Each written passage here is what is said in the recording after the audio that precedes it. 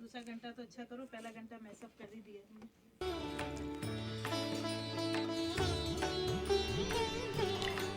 Gee, we are back from the station ID. Still we have the problem. We can try to fixing it. लेकिन मुझे नहीं लगता कि आज ये प्रॉब्लम हमारी आप लोगों से बात करने के लिए हल होगी तो फिक्स मेरे हो ख्याल में सकेगी। Let's continue with the radio show. हम अपना सेकेंड आवर कुछ कंटिन्यू करेंगे विदाउट एनी कॉल्स। आप लोग एटलीस्ट सुन तो सकते हैं। हम तो आपकी बातें सुन नहीं सकते, आज कम्युनिकेट नहीं होगा। चले आज सेकेंड आवर शुरू हो रहा है तो एक शायरी हो जाए। शायरी मुझे दिल चाह रहा है, बस एक नज़म सुनाऊंगी आपको। सच्ची हूँ सर फिरी हूँ मुझे मार दीजिए, सच्ची हूँ सर फिरी हूँ मुझे मार दीजिए, मैं सोचने बहुत लगी हूँ मुझे मार दीजिए। है एहतराम इंसानियत मेरा दीन, है एहतराम इंसानियत मेरा दीन, इसलिए ना समझ कहलाने लगी हूँ मुझे मार दीजिए। मैं पूछने लगी हूँ अब सबब ख्वाहिशों के कत्ल का, मैं पूछने लगी हूँ सबब अब ख्वाहिशों के कत्ल का, शायद मैं हद से बढ़ गई हूँ मुझे मार दीजिए। करती हूँ अब हर जबर और अहले दस्तार से सवाल, करती हूँ अब हर जबर और अहले दस्तार से सवाल, गुस्ताख बहुत हो गई हूँ शायद मुझे मार दीजिए। खुशबू से मेरा रब्त है जुगनू से दोस्ती, रहनुमा हूँ मगर कहते हैं भटक गई हूँ मुझे मार दीजिए। रहनुमा हूँ मगर कहते हैं भटक गई हूँ मुझे मार दीजिए। जाहिद व ज़ेद तकवा और परहज़गारों की रविश, जाहिद व ज़ेद तकवा और परहज़गारों की रविश मैं खूब जानती हूँ मुझे मार दीजिए। हूँ मुसलमान मगर है दुनिया में जितने भी दीन, हूँ मुसलमान मगर दुनिया में है जितने भी दीन, करती हूँ मैं सबकी इज्जत मुझे मार दीजिए। फिर इसके बाद शहर में नाचेगा सन्नाटा, फिर इसके बाद शहर में नाचेगा सन्नाटा, मैं शायद आखिरी हूँ सदा मुझे मार दीजिए। ये भी शायद जुल्म है कि जालिम से करती हूँ नफ़रत, ये भी शायद जुल्म है कि जालिम से करती हूँ नफ़रत, बेबुनियाद इल्ज़ामात लगाने वालों को खूब जानती हूँ मैं साफ साफ देखने लगी हूँ सब असली चेहरे, मैं साफ साफ देखने लगी हूँ सब असली चेहरे, बन गई हूँ सबके लिए एक आईना मुझे मार दीजिए। मैं इश्क हूँ अमन हूँ इल्म हूँ ख्वाब हूँ, मैं इश्क हूँ अमन हूँ इल्म हूँ ख्वाब हूँ, एक दर्द लादवा बन गई हूँ मुझे मार दीजिए। जिंदा रही तो करती रहूँगी सबसे बेइंतहा प्यार, जिंदा रही तो करती रहूँगी सबसे बेइंतहा प्यार, यही मेरा सबसे बड़ा जुर्म है मुझे मार दीजिए। जो अपने बयान बदलते हैं और बातों से मुकरते हैं, जो अपने बयान बदलते हैं और बातों से मुकरते हैं, मैं इन चेहरों से फिर पर्दों को हटाती हूँ मुझे मार दीजिए। जो ज़ख्म बांटते हैं उन्हें ज़ीस्त पर है हक, जो ज़ख्म बांटते हैं उन्हें ज़ीस्त पर है हक, मैं फूल बांटती हूँ मुझे मार दीजिए। है अमन मेरी शरीयत तो मोहब्बत मेरा जिहाद, है अमन मेरी शरीयत तो मोहब्बत मेरा जिहाद, बागी बहुत हो गई हूँ मैं मुझे मार दीजिए। बारूद का नहीं मेरा मसलक दुरूद पाक है, बारूद का नहीं मेरा मसलक दुरूद पाक है, मैं सबकी खैर मांगती हूँ मुझे मार दीजिए। बहुत अच्छी, बहुत खूबसूरत शायरी थी। मुझे मार दीजिए। ब्यूटीफुल। अब 8474751590 का नो यूज ऑफ कहने का तो कोई वो नहीं रहता, इसलिए कि अब लाइव कॉल्स तो शायद still are engineers trying our their best to एक आध दफा और कॉल ले लेते हैं, कोशिश करते हैं। सोनी धरती और अनर, हेलो हेलो हेलो। चले आज आप खामोशी से हमारा प्रोग्राम सुनिए। जी, अब वक्त हुआ है टॉक शो का, और मेरे ख्याल में टॉक शो के स्पॉन्सर का भी बताते हैं आपको।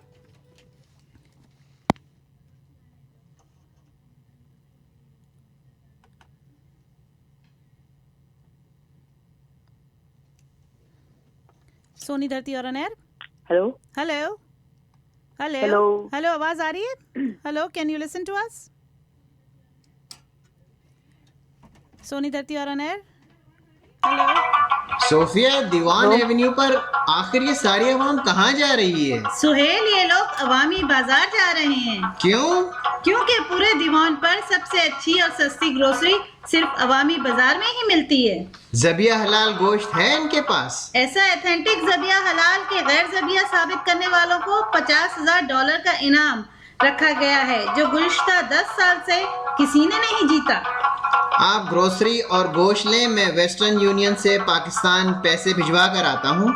अवामी बाजार वेस्टर्न यूनियन के ऑथोराइज्ड डीलर भी है, आप पैसे यहाँ से भी भिजवा सकते हैं। इनका एड्रेस है 2340 वेस्ट दीवान एवेन्यू, शिकागो, और इनका फ़ोन नंबर है 773-274-2333। क्या बात अवामी है, बाजार। क्या बात है अवामी बाजार की। अवामी बाजार। जी, हम ये तो हमारा ऐड था, स्पॉन्सर थे जो हमारे टॉक शो के कई सदियों से, कई सालों से। तो टॉक शो आज शुरू करते हैं, और आपको, मुझे पता है कि आप लोगों को आवाज़ मेरी तो आ रही है, लेकिन मैं मजबूरन आपकी आवाज़ नहीं सुन पाती। नेक्स्ट वीक शेयर कीजिएगा कि इस वीक के आपने टॉक शो को क्या पसंद किया, क्या हुआ, आपको क्या कैसा लगा।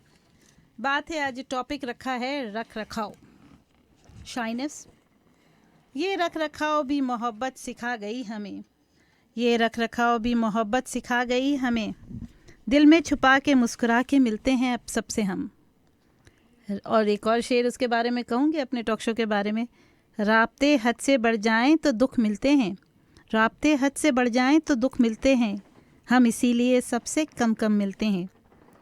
मैंने कहा आज बात करते हैं रख रखाव और शर्म हया की, या इसे कहे तकल्लुफ़ करना।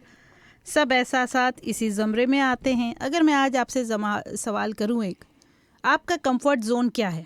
What do you mean by comfort zone? अब आप कहेंगे तो कंफर्ट ज़ोन में ये पूछना चाहूँगी कि अगर आप अपने अंदर क्या शख्सियत रखते हैं। आप उन लोगों में से है जो जिनसे मिलके 5 मिनट में लोग ये समझते, बहुत इजी कंफर्टेबल फील करते हैं और समझते हैं कि आप उनके साथ कंफर्टेबल है, वो आपके साथ कंफर्टेबल है, बहुत, जिसे आप मिलनसार कहते हैं।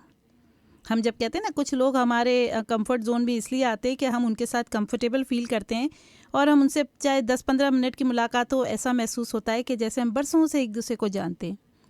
और दूसरा अनकंफर्टेबल जोन है कि हमें कुछ लोग अपनी ज़िंदगी में ऐसे भी मिलते हैं जो बड़े रख रखाव वाले होते हैं। यानी मुझे तो खैर पसंद नहीं है जो बातें मक्खन लगा के बोलते हैं और सोच सोच के बोलते हैं। मैंने अपने कई शो में कहा है कि मैं बिंदास बोलने वालों में से हूँ, मुझे वो लोग पसंद नहीं है। लेकिन आपको एक बात बताऊँ, ऐसे लोग कभी कोई नुकसान नहीं उठाते। जो बहुत बना के बोलते हैं, एक्टिंग करके बोलते हैं, हर एक से बच के चलते हैं, ये लोग कभी भी किसी तरह का भी नुकसान नहीं उठाते।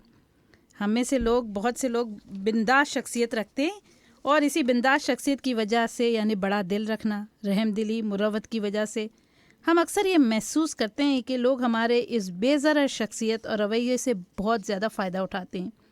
मगर अगर एक सवाल किया जाए कि दुनिया में कौन से लोग कामयाब रहते हैं, वो जो बिंदास होते हैं मेरी तरह, या वो जो अपनी ज़िंदगी रख रखाव में गुजारते हैं?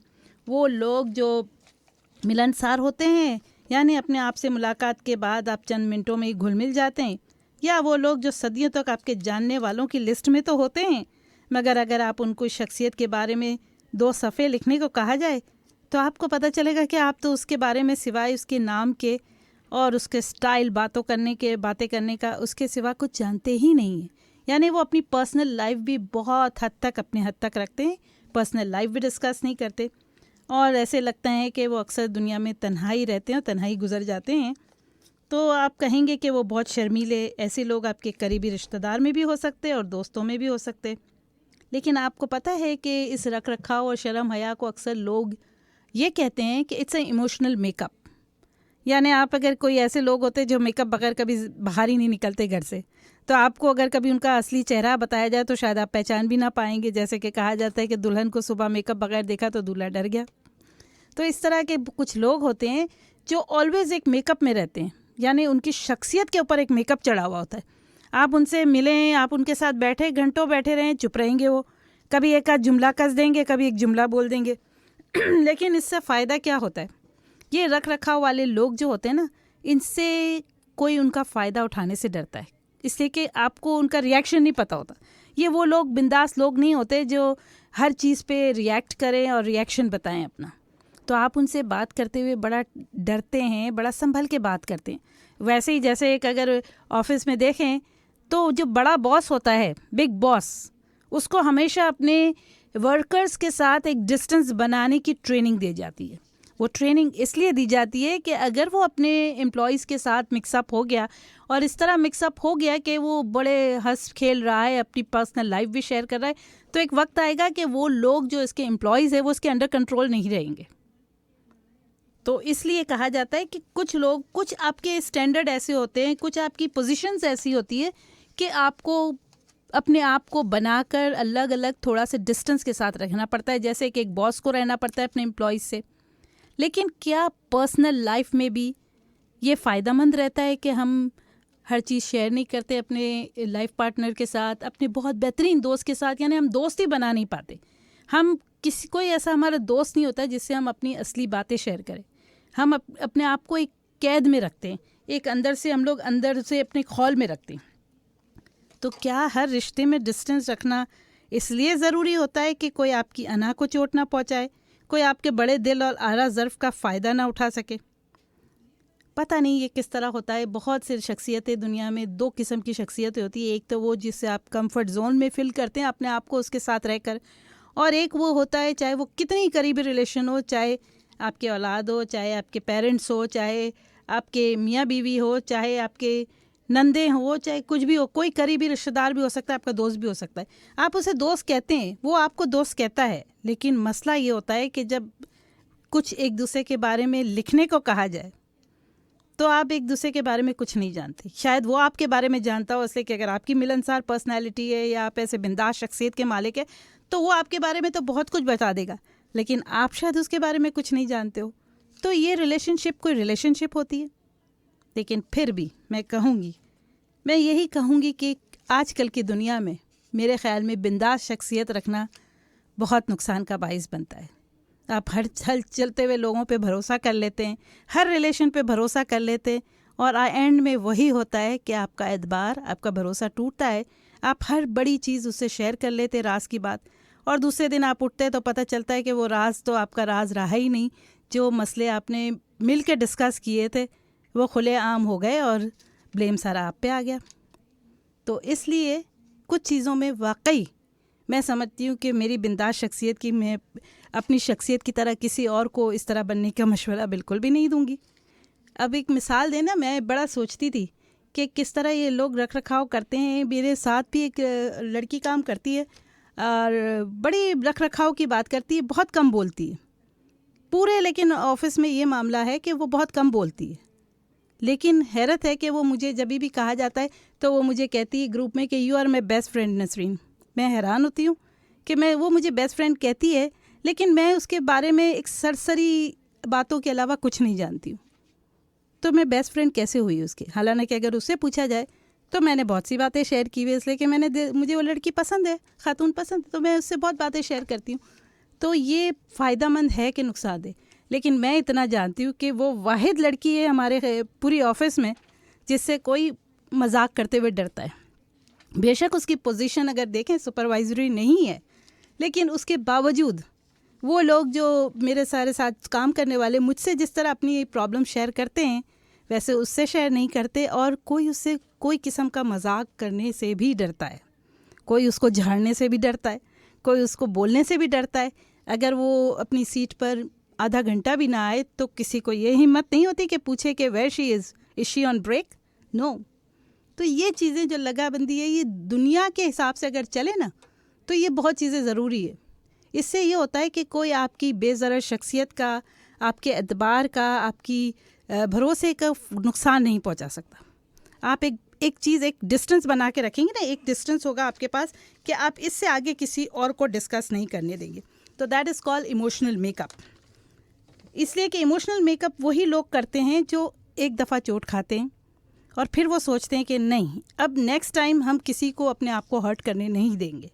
वो एक दीवार अपने आसपास खड़ी कर देते हैं और उस खौल में बंद होकर रह जाते हैं, और फिर उस खौल में वो इतने हिम्मत वाले बन जाते हैं कि एक वक्त ऐसा आता है अकेला रह के कि उनको किसी की ज़रूरत नहीं होती।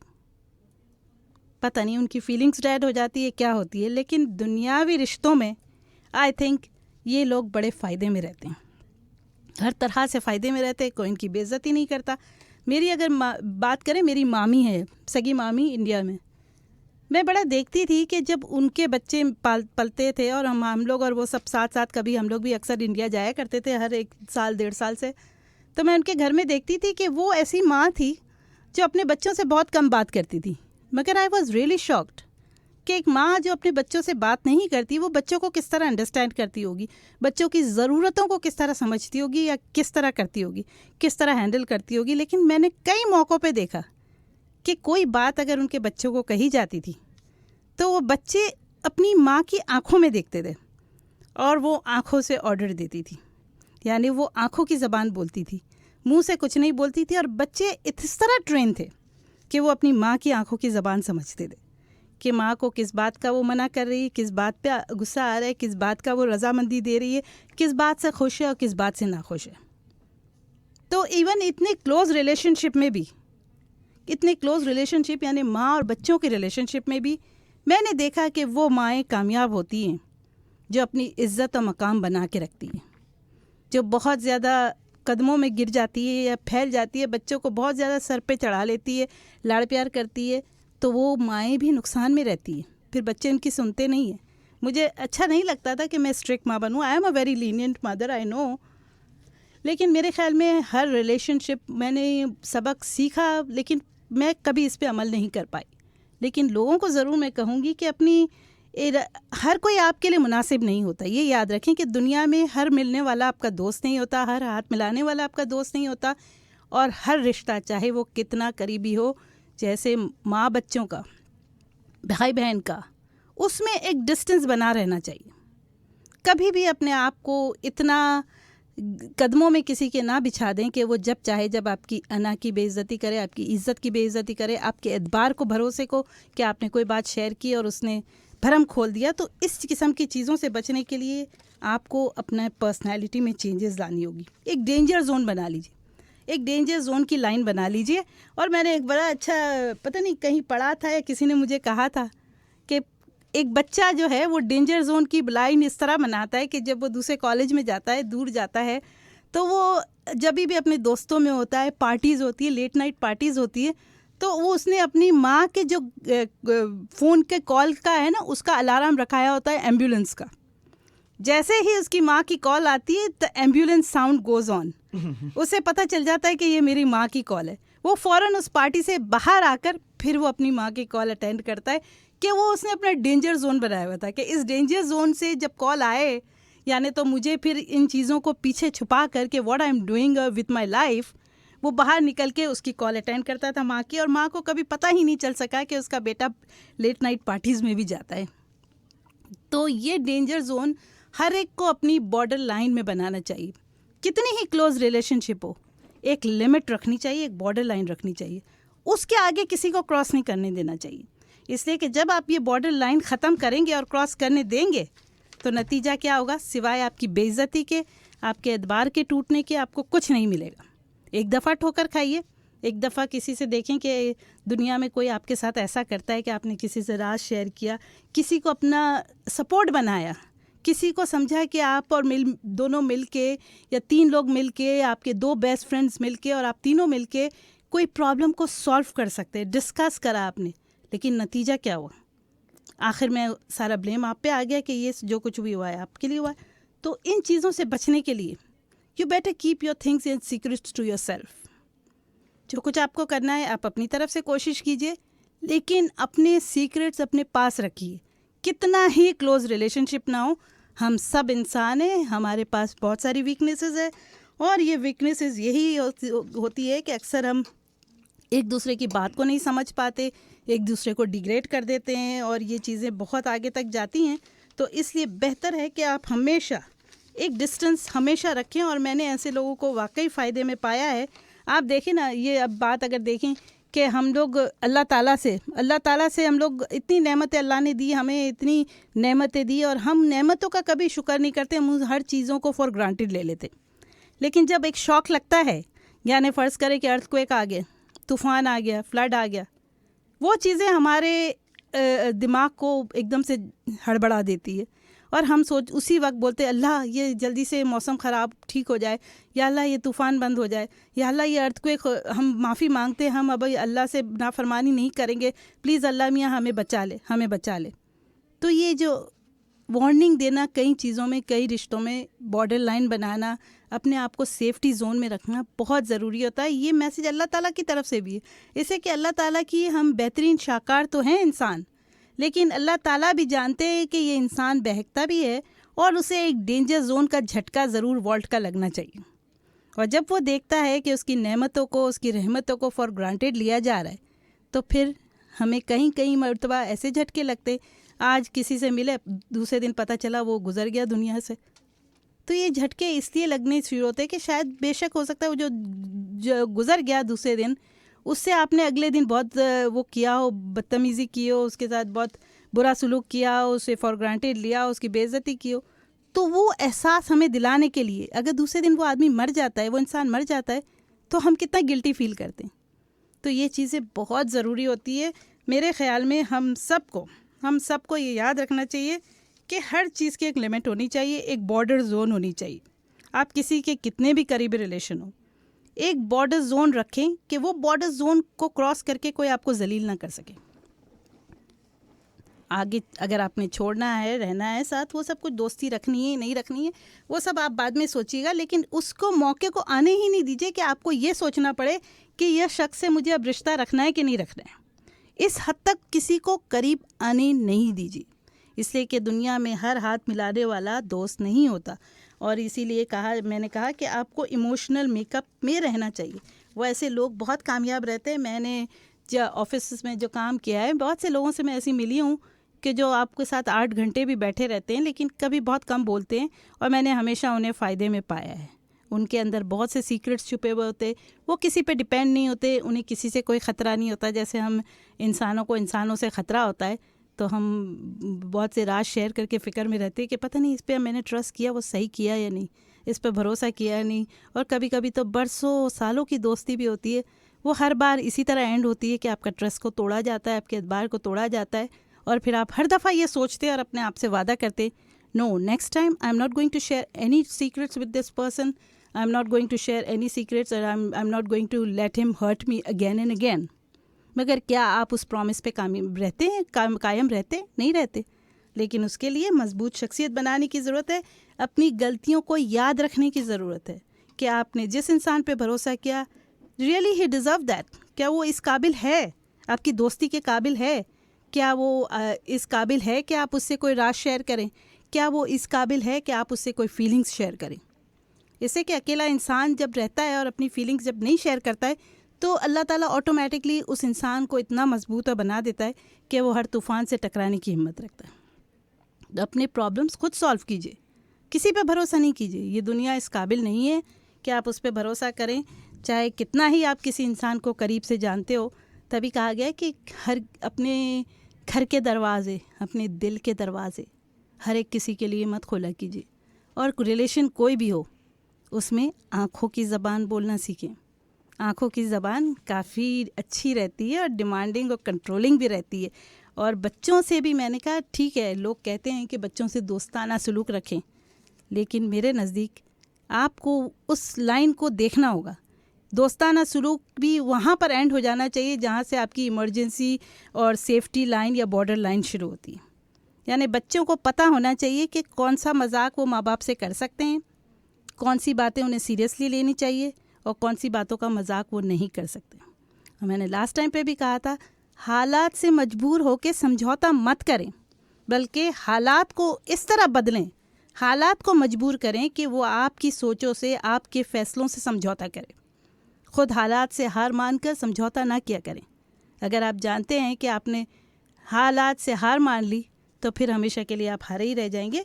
तो हमेशा हालात को देखते हुए हालात से लड़ना सीखें, हालात से समझौता करने की कोशिश ना करें, वरना हालात आपको कहीं का नहीं छोड़ेंगे। तो मेरा आज का यही टॉपिक था।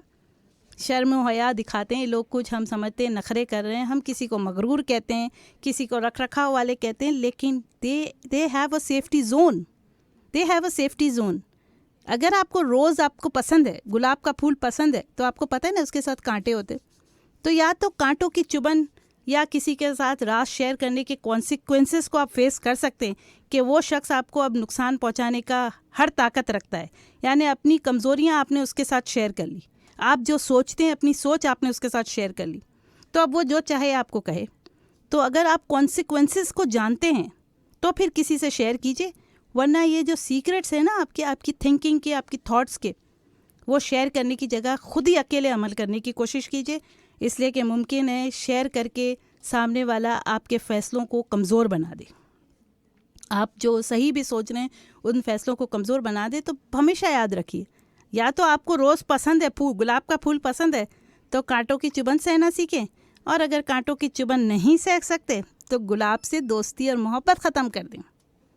तो या तो अपनी शख्सियत को मजबूत बनाएं और ख़ुद अकेले हर फैसले करें, और हर एक किसी को अपना राजदार ना बनाएं, चाहे वो सामने वाला आपको मगरूर कहे, एटीट्यूड वाला कहे, या फिर ये इस बात पे तैयार रहे कि सामने वाले को अगर आप अपनी वीकनेसेस और अपने राज सीक्रेट्स और अपनी थिंकिंग सोच शेयर कर रहे हैं ना, तो वो आपका जो भी हाल करे, you have to face that.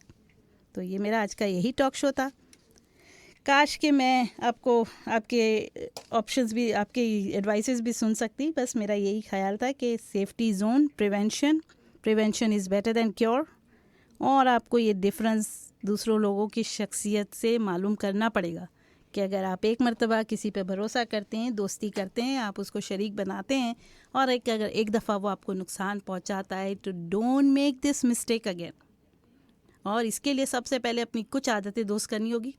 मेरी तरह बिंदास मत बनिए, हमेशा देखिए आसपास, मैं बिंदास हूँ, मैंने बहुत नुकसानात भी उठाए ज़िंदगी में, लेकिन मैं अपनी आदत शायद कोई कॉल कर रहा है, लेकिन I can't take this call, इसलिए कि मुझे पता है कि कॉल थ्रू नहीं हो रही है। तो मेरा आज का यही था कि हमेशा कोशिश कीजिए कि आप इंसानों को परख कर, इंसानों के साथ क्या आप बातें शेयर कर रहे हैं, किसके साथ शेयर कर रहे हैं, क्या अपनी वीकनेसेस बता रहे हैं, वो सोच समझ के हर कदम उठाइए।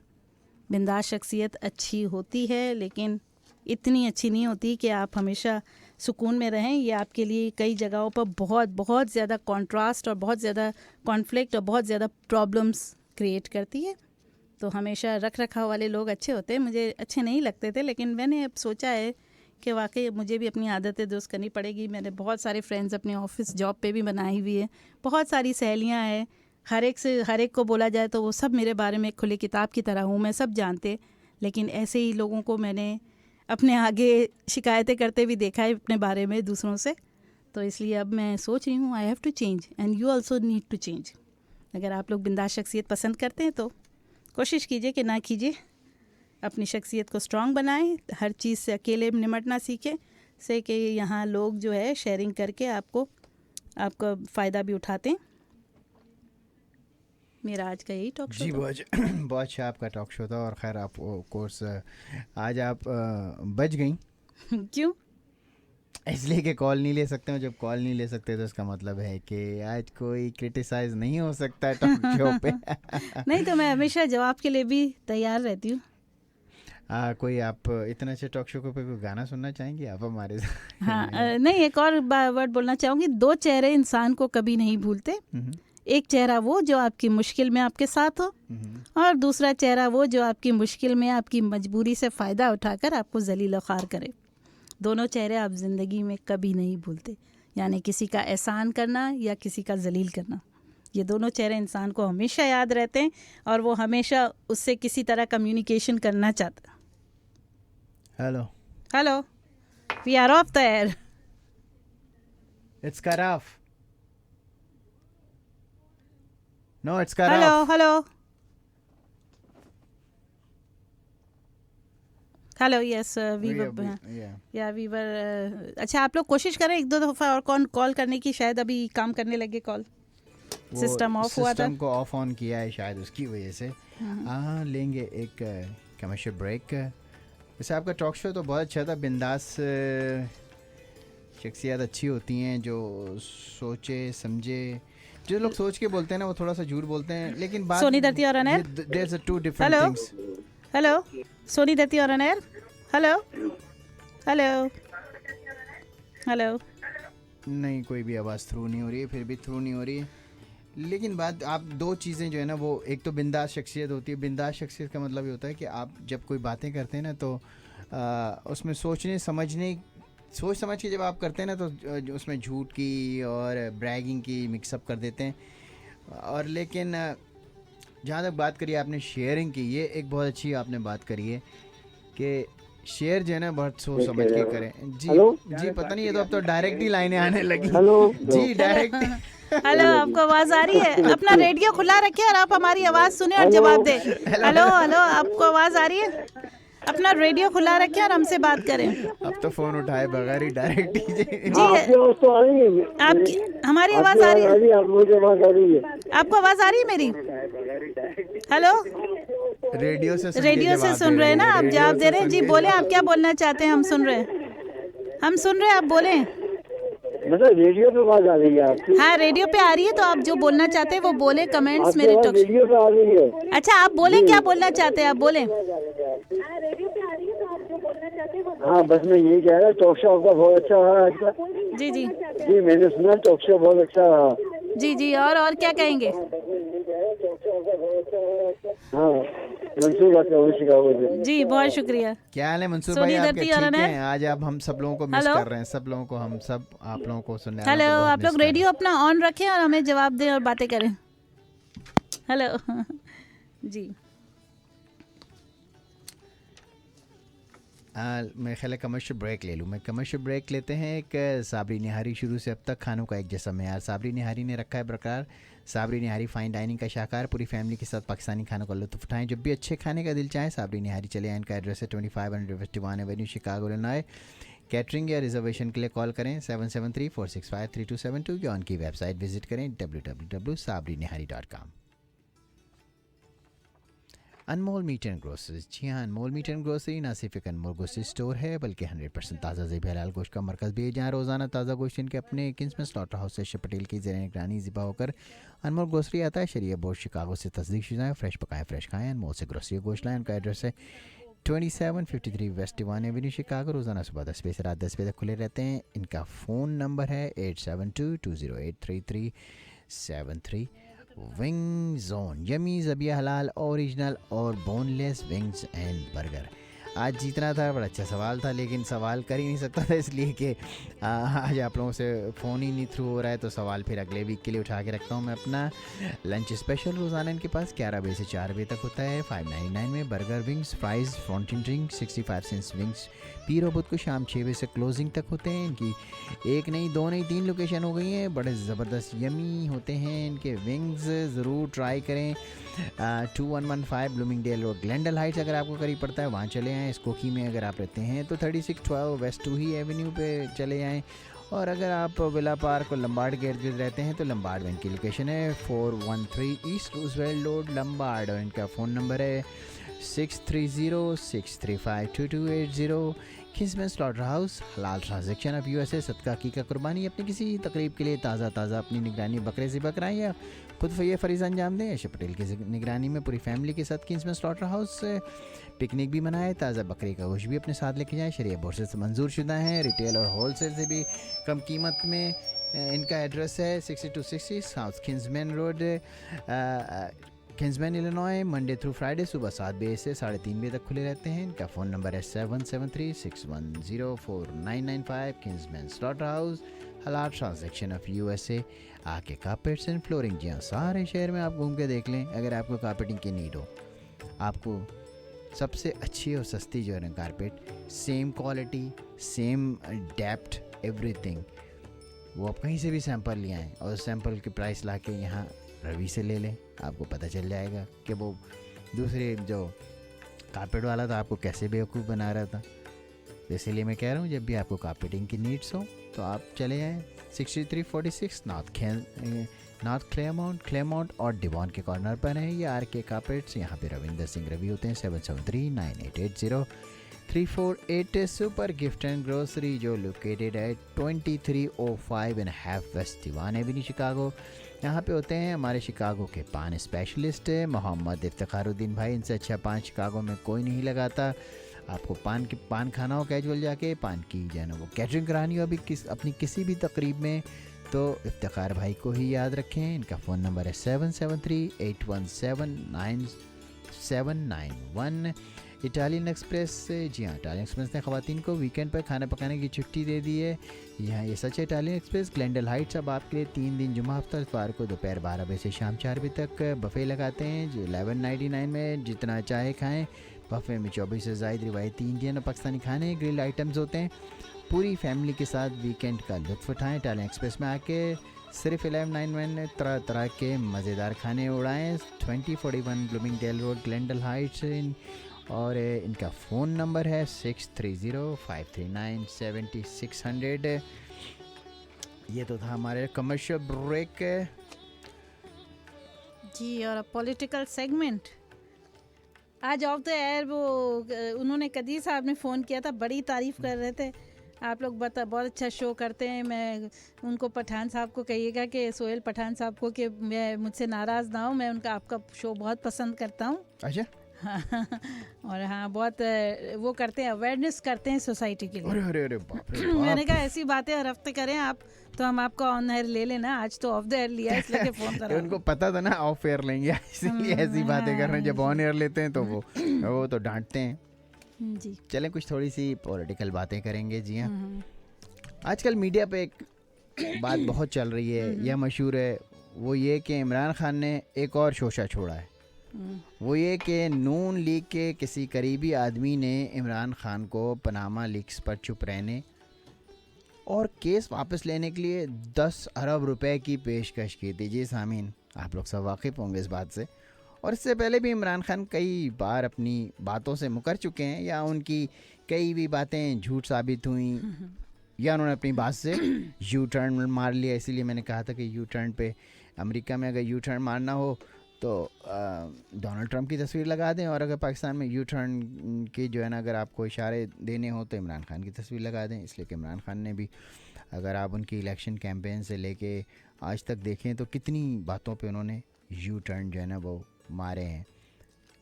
इमरान खान क्या ये बात नहीं जानते कि झूठ के पाँव नहीं होते, वो ज़्यादा दूर तक भाग नहीं सकता ना, इसीलिए कहते हैं ना झूठ के पाँव नहीं होते, वो थोड़ी देर में जाके गिर जाता है। 10 अरब रुपए की पेशकश वाली बात उन्होंने या तो बतानी नहीं चाहिए थी मीडिया को, और अगर कौम को या मीडिया को बता दिए तो सबूत भी दें और उस आदमी के नाम बताएं जिसने ये ऑफ़र दी थी नवाज़ शरीफ की जानिब से, कि उन्होंने कहा ना कि नवाज़ शरीफ के किसी करीबी आदमी ने उनको ये ऑफ़र दी है, तो नाम बता दें। अब नून लीग उनके पीछे पड़ी हुई है कि इमरान खान उसका नाम बताएं, और इमरान खान आएँ बाएँ शाएँ कर रहे हैं कि वो बेचारे अब फंस गए। किसी बेचारे के फंस जाने की जो है ना वो उनको फ़िक्र है। वो कहते हैं कि मैं इसलिए नाम नहीं बता रहा क्योंकि बेचारा फंस जाएगा, मगर इतनी बड़ी सच्चाई को छुपाने की कोशिश कर रहे हैं। तो मैं तो ये समझता हूँ कि ये बात सच है, या इमरान खान ने सिर्फ एज यूजुअल बड़ाई मारने के लिए कह दी है। ये बड़े सरप्राइजेस पैदा करने की कोशिश करते हैं ताकि लोग उनकी तकरीरें सुनें। हाँ, लेकिन वो जैसे कोई इमोशनल मूवी नहीं होती, कोई सरप्राइज वाली और कोई इमोशनल मूवी जिसमें सरप्राइजेस जिस पोजीशन पे बैठे हैं, जिस तरह से वो उनको मजाक करना अच्छा नहीं लगता। तीसरे या दूसरे नंबर की पार्टी कहूँगा इस वक्त, जो फॉलोवर्स हैं उनके वो दूसरे नंबर पे हैं, और इस तरह की बातें मुझे नहीं लगता कि उनको जो है ना जेब देती हैं। तो मुझे ऐसा लगता है जैसे इस वक्त दुनिया जो है ना वो इस्लाम फोबिया में मुब्तला है, और इमरान खान जो है ना वो वज़ीर आज़म फोबिया में मुब्तला है, और वो फोबिया उनको जब तक ठीक नहीं होगा, जब तक कि उनको दवाई नहीं दे दी जाएगी। किस चीज़ की दवाई देनी है उनको? वज़ीर आज़म बना देना। इतने वोटों की उनको दवा दी जाए, इतने वोटों की दवा दी जाए कि वो वज़ीर आज़म बन जाए, तो इनको इस्लाम फोबिया ख़त्म हो जाएगा। क्यों ऐसा नहीं करते नवाज शरीफ साहब के? वो जैसे नायक फिल्म थी, उसमें एक हफ्ते के लिए नवाज शरीफ साहब कहते हैं कि चले मैं इनवाइट करता हूँ, एक हफ्ते के लिए तुम वजीर आजम हो। हाँ, फिर देखें कि ये क्या करते हैं एक हफ्ते में। Very good idea. हाँ, दूध का दूध और पानी का पानी हो जाएगा। उनको एक हफ्ते के लिए बोल दें कि आपको वजीर आजम बना दिया जा रहा है। जी, नवाज शरीफ साहब अगर आप सुन रहे हैं हमारी बात रेडियो तो वी कैन अप्लाई दैट, तो आप उनको तजुर्बा करें। हाँ, बना के देखें। बोले भाई मैं वो जैसे प्रोबेशन होता है परमानेंट बनने से पहले। एक महीने के लिए तो कम से कम अपनी सीट छोड़ के उनको जो है ना वजीर आजम बना दें कि भाई चलें ठीक है यार, आपकी इतनी ख्वाहिश है, आपको जब कर सकते थे जब वो अपने इलाज के लिए गए दुनिया थे। को इस्लाम फोबिया हुआ है और आपको वजीर आजम फोबिया हुआ है, तो मैं तो आपका ये इस फोबिया का इलाज कर देता हूँ, एक महीने के लिए सीट छोड़ता हूँ, हाँ चलें आप वजीर आजम बने और जो इस्लाहात लानी है, जो बात करनी है करें। देखिए ये रियलिटी में भी हो सकता है, it's not just not possible. अगर प्रोबेशन पे लगा दें उनको, फिर प्रोबेशन के बाद परमानेंट होगा। अब इमरान खान वजीर आजम बनने के लिए जो है ना वो किस हद तक जा सकते हैं, तो ये तो अब इलेक्शन आने पे ही पता चलेगा कि वो किस हद तक जा सकते हैं, क्योंकि अगर दूसरी दफ़ा भी वो इलेक्शन में मुंतखब नहीं हो पाए, इलेक्ट नहीं हो पाए, तो सोच लें क्या होने वाला है। हाँ, तो इसीलिए मैं बोलती हूँ पब्लिक की आंखें खोलने के लिए बेहतर है कि उनको एक हफ्ते के लिए वजीर आजम बना दिया जाए। बिल्कुल वैसे ही जैसे अभी हम सुनते हैं खबरें ना, ट्रम्प के 100 डेज कैसे रहे, तो हम ये कहेंगे इमरान खान के 100 डेज एज अ वजीर आजम कैसे रहे, फिर उनको जस्टिफाई करेंगे कि is he really capable of being a. बिल्कुल, उनके लाखों फॉलोवर्स हैं। मैं उनका फॉलोवर्स नहीं हूँ, मुझे शुरू में अच्छे लगे थे उनकी बातों से, फिर लेकिन आदमी जब आहिस्ता आहिस्ता खुलता जाता है, बहुत सारी बातें तज्जिया करते हैं उनकी बातों का, तो पता चलता है कि ये तो खाली बोलने की हद तक प्रैक्टिकली है, कुछ नहीं करते ये लोग। और दूसरी जो मैं बहुत सारी वेबसाइट्स पढ़ता रहता हूँ, बहुत सारी न्यूज़ का मुताला करता रहता हूँ, उसके हिसाब से मुझे जो है ना वो इमरान खान का वज़ीर आज़म बनना, मैं अपने दिल की बात कर रहा हूँ, मुझे नहीं पता उनके फॉलोवर्स मेरी इस बात से मुत्तफ़िक होते हैं या नहीं होते, लेकिन मुझे जो है ना मुझे ऐसा लगता है कि वो जो है ना इमरान खान वज़ीर आज़म बन के मुल्क की सिक्योरिटी के लिए जो है ना वो ख़दशा या ख़तरा जो है ना वो बन सकते हैं, इसलिए कि उनका जो है ना वो एक्स दामाद ही सही गोल्ड स्मिथ फैमिली के, लेकिन वो एक्स दामाद भी हैं, और ये आजकल पॉलिटिक्स जिस तरह से डर्टी ट्रिक्स कर रही है अराउंड द वर्ल्ड, उससे जो है ना वो कुछ भी हो सकता है, तो इसीलिए मैं तो कम से कम इस मेरी मतलब प्रेडिक्शंस हैं। न्यूक्लियर राज को आप कह रहे हैं कि न्यूक्लियर का राज अफशा हो सकता है, बिल्कुल हो सकता है, कहाँ ये सारे फॉर्मूलेस छुपे हुए हैं, कहाँ क्वाइट पॉसिबल, या दैट्स अ डेंजर। हाँ, अगर लोगों को ये बताया जाए और नवाज शरीफ इस पॉइंट पे गौर करें और लोगों को बताएं कि अगर तुमने इमरान खान को चूज किया तो ये खतरा भी है। नहीं, बताने की जरूरत नहीं है, लोगों को सोचें इस बात को, भी ये फीलिंग आ सकती है। मैं तो ये कहता हूँ कि जब से पाकिस्तान बना है ना, वो अपनी बका की जंग लड़ रहा है। इंडिया ने 3 जंगों के ज़रिए पाकिस्तान को ख़त्म करना चाहा, फिर उसके बाद रशिया ने पाकिस्तान के गर्म पानियों तक पहुँचने के लिए पेशकदमी की, मगर कामयाब नहीं हो सका। इस जंग के ज़रिए बनाए गए मुजाहिदीन को ख़रीद कर अमेरिका ने पाकिस्तान के हालात को जहन्नुम बना दिया। इंडिया ने रॉ के ज़रिए पाकिस्तान में लातादाद जो है ना वो दहशतगर्दी करवाई, और अभी तक करवा रहे हैं, मगर पाकिस्तान तमाम तर बुरे हालात सह कर भी, करप्ट सियासतदानों को सह कर भी तरक्की कर रहा है, या तरक्की नहीं कर रहा है तो कम से कम तरक्की की जानिब तो बढ़ रहा है। मैं जो है ना वो गारंटी से कहता हूँ, जितना कुछ 30 सालों में पाकिस्तान के साथ बुरा हुआ, अगर ये किसी तरक्की याफ्ता मुल्क के साथ भी होता तो वो कब का टूट गया होता, मगर पाकिस्तान पे अल्लाह की ख़ास ब्लेसिंग्स हैं।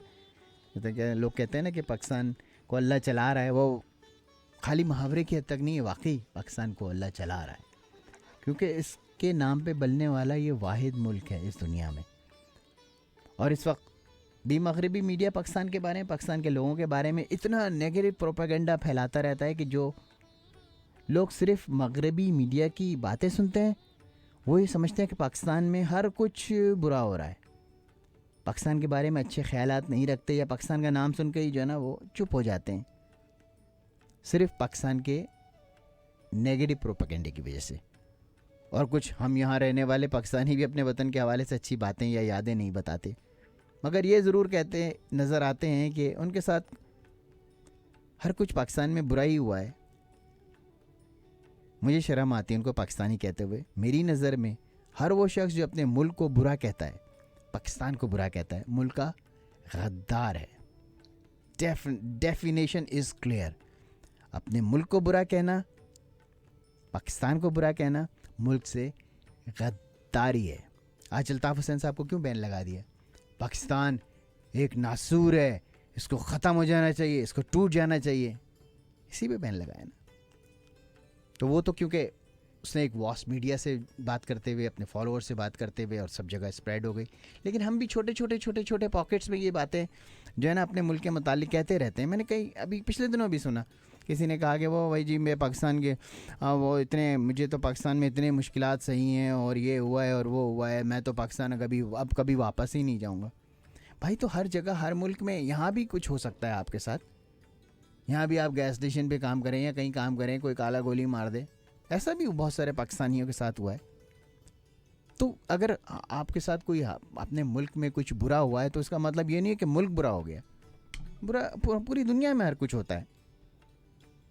अच्छा, अब मैं सुनने वालों को कुछ उन अमेरिकन की फिल्म रिपोर्ट सुनाता हूँ जो उस प्रोपेगेंडे का शिकार नहीं हुए, पाकिस्तान गए और फिर पाकिस्तान के बारे में क्या राय रखते हैं। ये मैं आपको कुछ बताता हूँ, क्योंकि मेरी ज़बानी जब मैं आप तक पहुँचती है बात तो शायद इतनी अथेंटिसिटी उसकी आप लोग नहीं मानते, लेकिन मैं कुछ आप लोगों को अमेरिकन लोगों के मुतालिक बताता हूँ जो पाकिस्तान के मुतालिक क्या, जो इस प्रोपेगेंडे का शिकार नहीं हुए और जो है ना वो पाकिस्तान गए, और यू विल बी सरप्राइज कि वो क्या बातें करते हैं। ये सिर्फ जो कुछ दुनिया में फैला हुआ है, ये प्रोपेगेंडे का शिकार हुए हुए हैं पाकिस्तान वाले। पहले सुनते हैं एक अमेरिकन लड़की की राय जो दुनिया के सफ़र पर गई और पाकिस्तान के बारे में इसने क्या अल्फाज कहे। आप सुनेंगे तो आपका दिल खुश हो जाएगा। तो सुनते हैं पहले उस अमेरिकन लड़की की राय पाकिस्तान के बारे में। सामीन, It's a huge accomplishment just to get outside our comfort zone and visit someplace new. Well, our next guest took that thinking to the extreme. So recently, 27-year-old Cassie DePeckel shattered 2 Guinness World Records by becoming the first female to visit every country in the world in the shortest amount of time. Her journey took her to get this 196 countries, that's all of them, over the span of 18 months. Wow. So Cassie joins us now via Skype. You're out in Connecticut. Good morning, Cassie. Hello. Morning. Thanks for having me. Appreciate it. It's a fascinating story. So you have this record. You visited all these places. Where the heck did you get this idea to do this? It came up kind of in high school. I wanted to travel to every country in the world, but the idea didn't really come to fruition until my mid-20s. I kind of had a quarter-life crisis. I think that exists.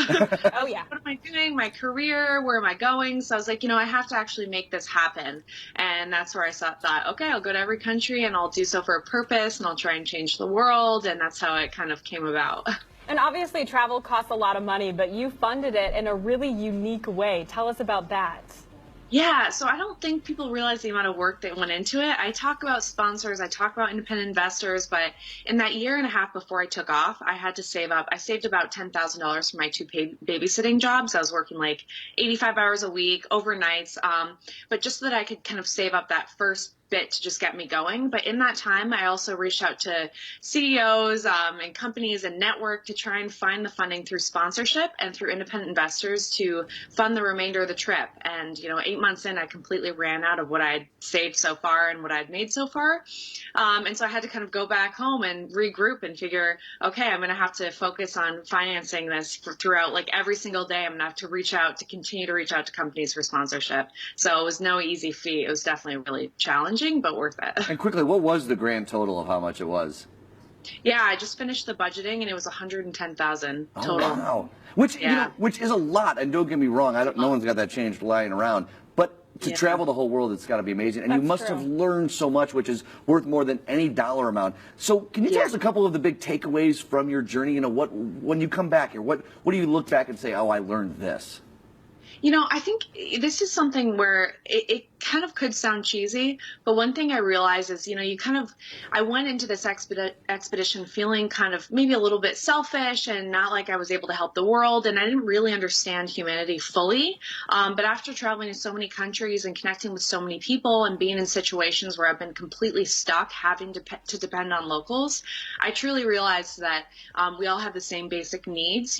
Everyone around the world, women, we have families, we want a hot meal on our our plate. We want to have a roof over our head. We just want these basic necessities. And once we can kind of realize this underlying foundation of humanity, we can learn to respect each other a little bit more and be a little bit more kind of open-minded as well to learning about new cultures and religions and everything like that. So that's kind of my major takeaway, I'd say, is I'm a little bit more open-minded and respectful of people to learn their story as well. It's really important because then you can learn so much about humanity and just the different types of people that are so amazing from around the world. That is one of the best things about travel, Yeah. is realizing that we're more similar than we are different. But was there a place that maybe took you a little bit by surprise? There was Pakistan, I think, most recently. There have been a lot of situations that I've been in and countries that have proven to be really surprising, but most recently it was definitely Pakistan. I like to talk about Pakistan because it kind of has this certain image in the media. People think it's really dangerous and they would never go there, but it's a place that I always wanted to go. And for some reason, I never believe it to be true, that the danger factor of all these places. And it's like when I arrived there, I went to Karachi, Lahore, Islamabad, and I was really just taken into the arms of the people there. They're so smart, they're so kind, the food is amazing, different ecosystems. I felt completely safe and fine, even like walking around on my own.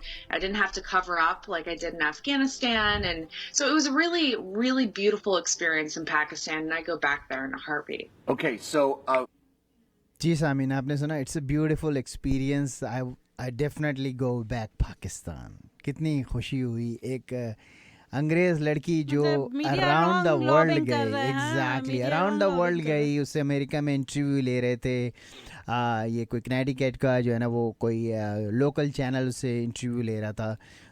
और I mean उसको ये नहीं बताया गया कि जी ये बोलना है या वो बोलना है. वो सारे मुल्कों के अपने एक्सपीरियंस बता रही थी. तो उसने बोला कि कोई ऐसा आपको जो है ना डिफरेंस एक्सपीरियंस जो आप एक्सपेक्ट कर रही थी वो हुआ. तो उसने क्लियरली बोला Pakistan is a beautiful place. कहाँ पे आप वापस जाना चाहेंगी? मैं पाकिस्तान में वापस जाना चाहूँगी. तो ये मीडिया का प्रोपेगेंडा जो है ना, वो पाकिस्तान को जो है ना वो बदनाम कर रहा है. लेकिन एक्चुअल में ये सब कुछ है नहीं ऐसा. जैसे आपको पता है हमारा शिकागो जो है ना, वो पूरे यूनाइटेड यूएसए में जो है ना, वो बहुत ज़्यादा सबसे ज़्यादा बदनाम शहर है. और हम यहाँ पे सुनते रहते हैं इतने मर्डर होते हैं. यहाँ का मर्डर रेट सारे नेशन से सबसे ज़्यादा हाई है. But we living here just peacefully. वो एक साइड है जहाँ कुछ झगड़े, फसादात, गोलियाँ, मर्डर्स होते रहते हैं. But do you think so कि सारे जो है ना वो शिकागोन से इस बात से डरे रहते हैं? It's a very dangerous city. जो दूसरे आते हैं सेम लाइक इस पाकिस्तान भी एक ब्यूटीफुल प्रोग्रेस कंट्री है. वहाँ के लोग ब्यूटीफुल्स हैं. वहाँ सब चीज़ लाइफ के मुताबिक क्लियरली चल रही हैं, तरक्की कर रहे हैं, सब कुछ हो रहा है. कहीं अगर कोई छोटा सा पटाखा चलता है तो उसको यहाँ का यूरोपियन मीडिया, अमेरिकन मीडिया इतना हाइप करके बताता है कि दूसरे कंट्रीज़ के या अमेरिकन से बात करो तो ऐसा उनको लगता है कि this is the most dangerous country in the world. तो ऐसा नहीं है. यहाँ जो है ना ये गलत जो है ना इसको प्रोपेगेंडा किया गया है. जी हेलो, कोई है हमारे साथ? हेलो सोनी दत्ती और अनहर. नहीं, मेरा ख्याल है कोई वो आज कॉल नहीं थ्रू होने वाली है, वरना आप लोगों से ज़रूर बात करते. तो एक और मेरे पास जो है ना वो सामने थोड़ा टाइम है, एक और मैं वीडियो क्लिप आपको जो है ना सुनाता हूँ. और ये भी एक अमेरिकन की वीडियो क्लिप है पाकिस्तान के मुतालिक. मैं इसलिए आप लोगों को सुना रहा हूँ कि प्लीज़ प्लीज़ प्लीज़ पाकिस्तान के मुतालिक गलत बातें जो है ना वो बिल्कुल नहीं करें. पाकिस्तान के मुतालिक बिल्कुल अच्छी चीज़ें फैलाएं. Pakistan is not like that. जो मीडिया प्रोजेक्ट कर रहा है बिल्कुल ऐसा नहीं है. ये सब जो है ना वो कराया जा रहा है, पैसे दे के कराया जा रहा है, या जिस तरह भी कराया जा रहा है. एक और अमेरिकन की राय सुने. Pakistan, you will be very much happy to listen this. And the peacocks cooing. This is Pakistan, most beautiful country in the world.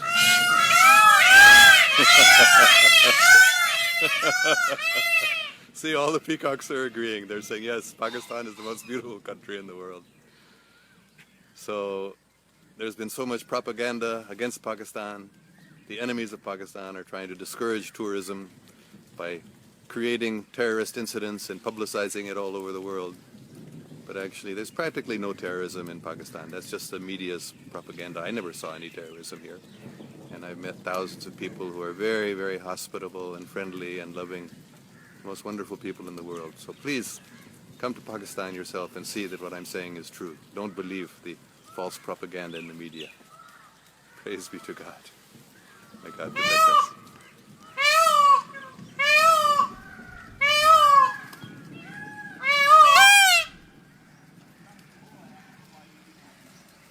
They're confirming.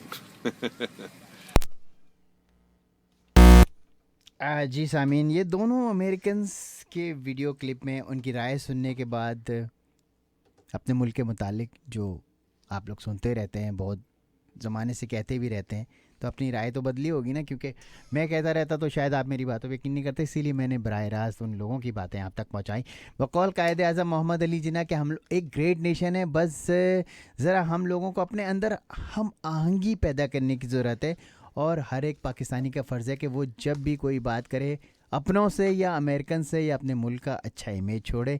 Iqbal साहब ने क्या खूब कहा है कि हकीकत खुराफात में खो गई, हकीकत खुराफात में खो गई, ये उम्मत रिवायात में खो गई। तो हमें जो है ना वो एक्चुअल अपने पाकिस्तान के मुतालिक जो राय है वो हमेशा अच्छी देना चाहिए। इसी के साथ अपने प्रोग्राम को हम ख़त्म करते हैं और अपने तमाम सुनने वालों से आज माज़रत चाहते हैं कि आप लोगों से बात ही नहीं हो सकी, हमने बहुत मिस किया। और इससे पहले कि ख़त्म करें, मैं सोहेल की पॉलिटिकल सेगमेंट पे कुछ कहना चाहूँगी। परिंदे अपने पैरों की वजह से और इंसान अपनी ज़बान की वजह से जाल में फंसते हैं। गुफ्तगू में सच्चाई इख्तियार करो, क्योंकि लहजों का असर अक्सर अल्फाजों से ज़्यादा होता है। पाकिस्तान जिंदाबाद। जिंदाबाद। अगले हफ्ते फिर मुलाकात होगी, दुआ में याद रखिएगा। खुदा हाफिज़।